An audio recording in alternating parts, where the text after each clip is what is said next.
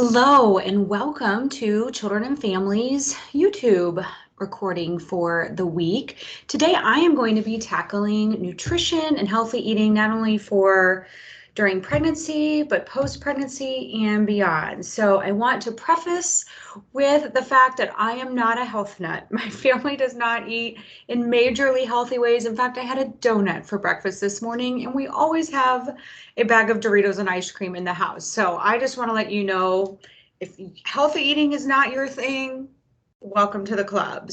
But I have learned a few tricks over the years for myself and for my family that I think are going to be great for you and for everybody who is feeling a little COVID stress on their bodies, their waistlines, their heart, their health, and in their families. It's been a really stressful time, and when I'm stressed, I eat unhealthy foods like the donut this morning. So yeah, today we're just going to talk about a few easy, healthy swaps to make and things that have really worked for my family over time. So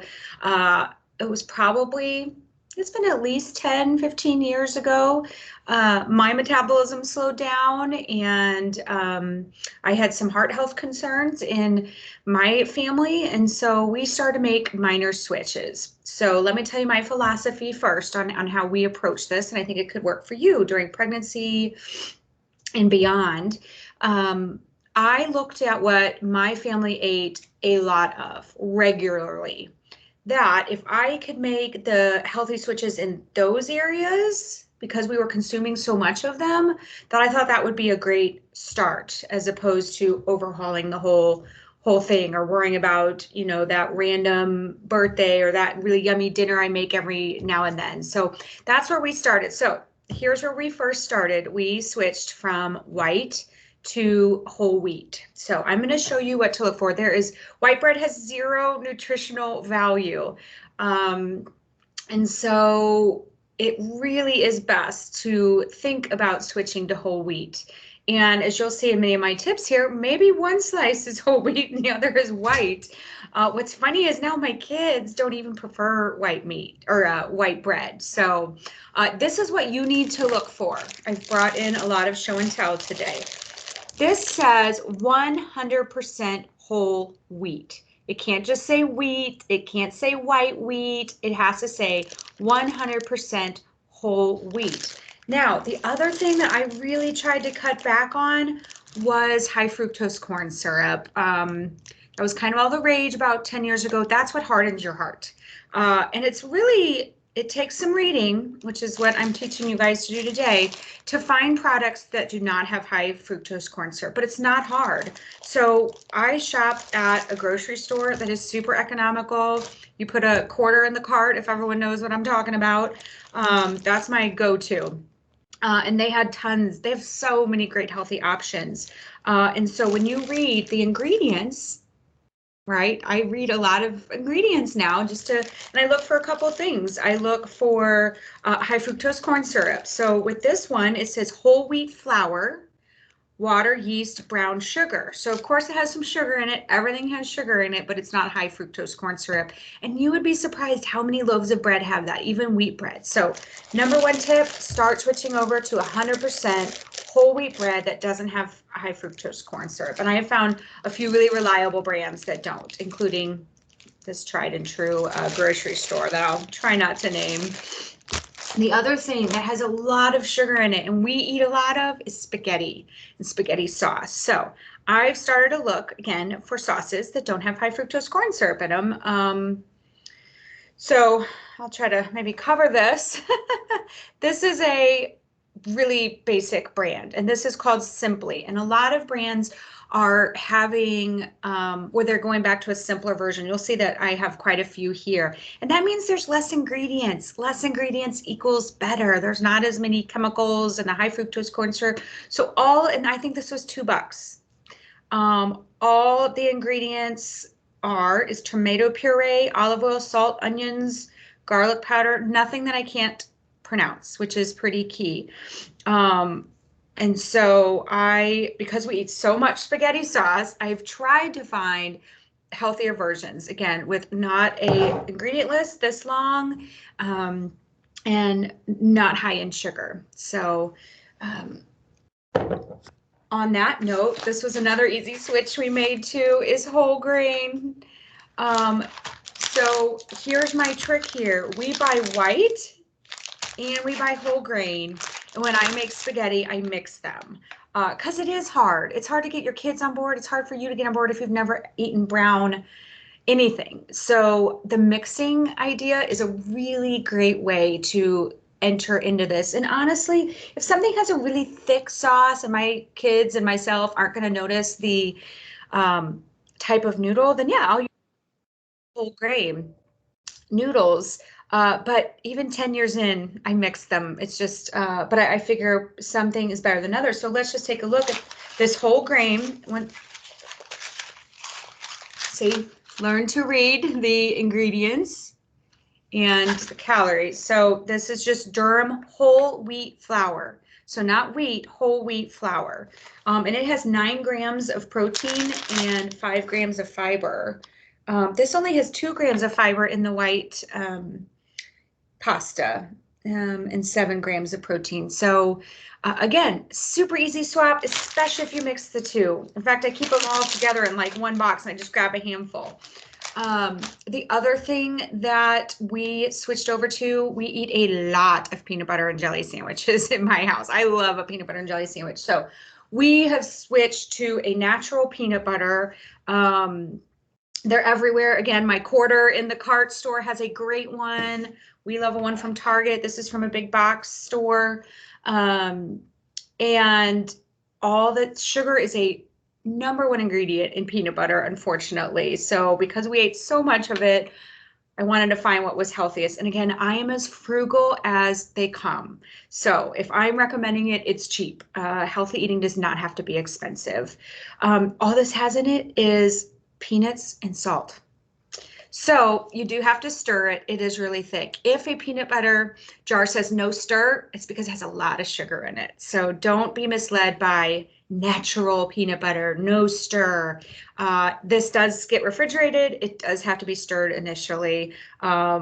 And I do hate doing that. I have my kids do it now for me or my husband, but it's worth it. We go through a lot of peanut butter and I love knowing that it's literally just peanuts and salt. It's such a great source of protein as well. So the other, on that note with jellies to go with our peanut butter and jelly, this is your regular. My neighbor picked this up for me, but it's not the one we typically buy because the #2 ingredient is high fructose corn syrup. And again, I try to steer clear of that. That's the artery clogging stuff.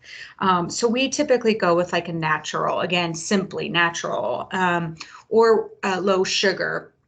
And so this has 0 high fructose corn syrup in it. So the sugars in this one are 13 grams and only 9 in the regular. So that was an easy swap. My kids don't even notice the difference. Also applesauce and fruit cups. We try to get all natural, no sugar, no syrup. So again, we eat like regular people. We try to do the simple things. And so I think you can too. Another and final swap that we made was to Greek yogurt. Sorry. This took a long time for my kids to get on board with. How a great approach, just like the mixing of the pasta, a great way to start introducing Greek yogurt is combining it with your regular yogurt. My kids eat a ton of yogurt and it's kind of expensive actually. So I started buying these bigger tubs. And I've also found the brands that aren't as thick, but Greek yogurt is a great source of protein to start your day off with. It can come in all flavors. I used to do plain and add my own sweetener. This is vanilla. I've even switched to lighter versions of yogurts that have less sugar. And so you'll see no high fructose corn syrup. Yogurt has a ton of sugar in it, so always check that. So that's kind of the basics of just easy swaps. The other thing that has become a staple in our house are frozen vegetables. So I know canned are easier to store, they last, but they have been packaged in a lot of salt. What I learned a couple years ago is that frozen vegetables actually are very, very fresh. They are picked right away and flash frozen. And so it's almost like they were just picked yesterday. So we always have bags of frozen vegetables in here. There's all these little zoodles and noodles, green beans. So yeah, I pretty much, it's with the new recommendations, you're supposed to have more fruits and vegetables on your plate than protein and carbs, which goes contrary to what we do. We have our big piece of meat and then a little side of veggies. So I pretty much cook a frozen vegetable if I don't have fresh every night and just throw it on the plate. So it's super easy. Just some final things to be thinking of. Some other easy swaps is swap whole milk for semi-skimmed. If you can't do skim milk, go to 1%. Watch out for sugar cereals. My kids live on sugar cereal and I try to look out. You'd be surprised. Raisin Bran has some of the highest amounts of sugar. So I'm trying to get them into oatmeal more, that I put our own sugar on. Let's see. So again, swap out your white breads, bagels, muffins for whole grain varieties. Again, if you're going to be putting a bunch of stuff on it, you and your kiddos might not even notice. Another great idea is to swap out butter and cheese in your baked potato run out for the reduced fat or the light. I see no difference in light sour cream and full sour cream, and same with all the other things. That's an easy thing. And we've even started using Greek yogurt for sour cream, which I thought would be gross, but it's not. Let's see, again, with soups, you want to kind of avoid the creamy, yummy soups, more broth based. That's a great way to get your vegetables in. I have recently switched to skim milk in my coffee, the yummy, creamy milk, which is so good, but when I'm having coffee as much as I do in the day. And then we've tried fizzy water instead of soda. I mean, I think that's a really key point. And some of us are different. Some of us want to eat our calories. Some of us like to drink our calories, but soda and juices, they're awful on your dental health. My family, we just don't buy them. It's easy money spared. They're kind of for special occasions or if someone brings some. I mean, it's not a big deal, but we typically just don't have them around because my kids guzzle soda and juice. So, so yeah, we now kind of get fizzy water. Let's see, plan out your meals every week. I think that helps in budgeting and eating healthy. For me personally, I know I'm going to cook about 4 times a week maybe, and then live off of leftovers and eating out once. And so if I plan it, that I'm not spending too much money that I don't need to at the grocery store. I make sure I have enough vegetables. So, think about your schedule. If it's a busy week, if Wednesdays are busy because you have church, whatever, planning always helps cut down on costs and can increase your health. And then for those of you who are pregnant, you actually need more calories. You need to add 300 more calories to your day. You need to make sure you're getting a lot of calcium and healthy proteins. Remember, everything you put in your body is going to your baby. Water is huge. I didn't bring in my new big water bottle. I don't drink water much at all. Even when I was pregnant and nursing, I didn't drink a lot of water, and I should have. That was one of my New Year's resolutions, and I got a giant jug that shows me where I'm at in the day, and I try to finish that jug by the end of the day, and that just helps everything. It helps your system move. It helps with the baby.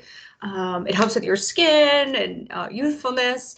It's just such an important aspect of our body and our health. And then remember, be taking your prenatal vitamin and folic acid. And finally, when it comes to drugs and alcohol as a part of your nutrition, again, it's coming into your body, so it's going into your baby. They are finding that alcohol is one of the #1 harmful things to a baby in utero. We recently had a neonatal nurse come in and share that alcohol has longer term effects on a baby than even some of the more harsher substances that you might have, thought. And so those are my tips today. Get those vegetables and those fruits on your plate. Make some easy swaps for whole grain. Look at sugars and high fructose corn syrups.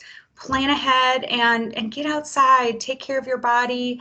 We only get one body, and this is a gift to our children as well, to have us around longer and for them to live healthy lifestyles. And it always starts in the home, and it starts young. So thanks for joining us today, and I hope you have a great week, a great and healthy week. Bye-bye.